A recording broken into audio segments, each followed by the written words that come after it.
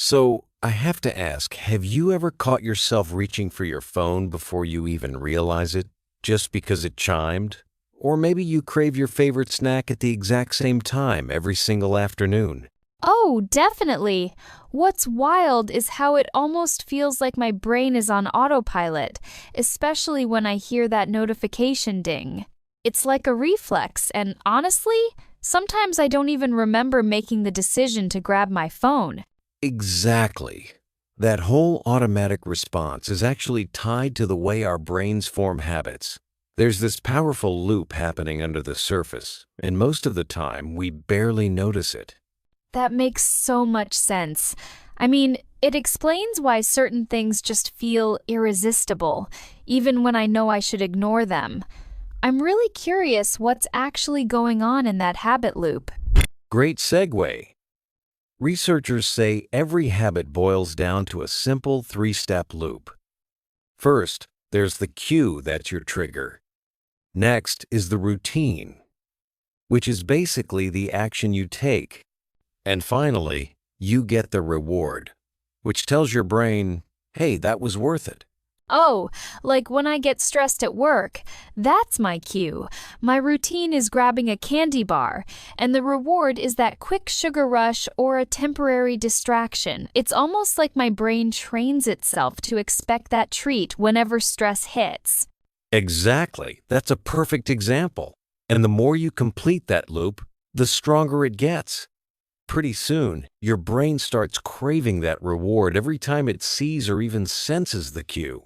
I've never thought of it that way, but it explains why breaking habits can feel so tough. The loop just keeps reinforcing itself. Speaking of which, why is our brain so eager to stick to these loops in the first place? That's such a great question. Our brains are actually trying to be efficient. When a behavior becomes a habit, the decision-making part, called the prefrontal cortex, essentially takes a back seat. That way, your brain saves energy for things that really need focus. So that's why I can drive the same route home and not even remember half the trip. My brain's just running the routine on autopilot and letting my mind wander elsewhere. Exactly. It's like your brain sets up shortcuts so you don't have to work so hard every second. But the catch is, this system doesn't really care if the habit is good or bad. It just wants to save resources. That actually reminds me of those times I find myself mindlessly snacking or scrolling, even though I had no intention to. So if our brains love these routines, is it even possible to change them? I totally get what you mean. Here's the thing. You can't really erase a bad habit, but you can replace it.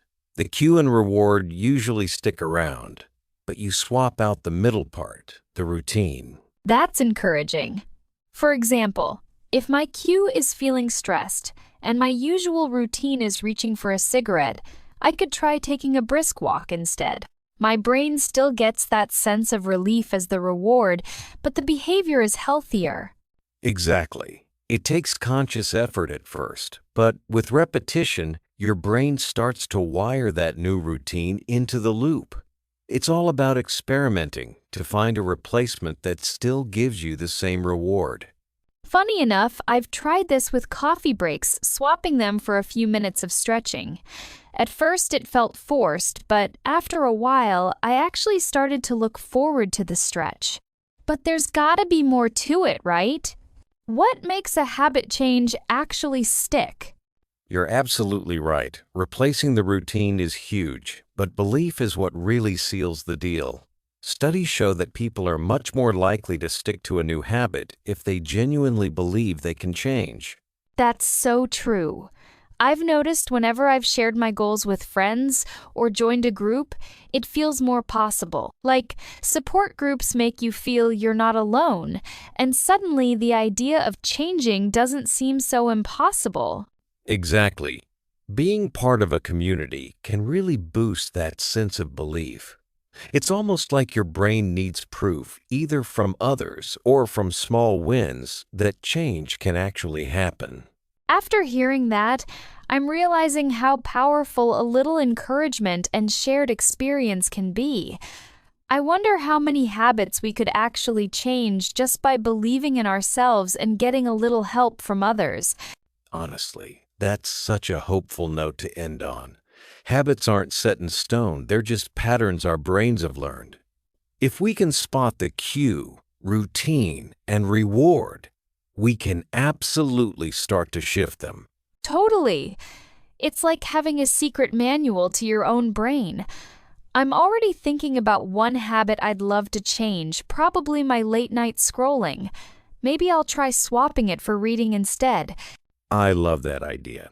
And for anyone listening, what's one habit you'd like to change? Share your thoughts with us and let's all support each other. And if you found this as eye-opening as I did, don't forget to like and subscribe. We can't wait to dive into more brain hacks together next time.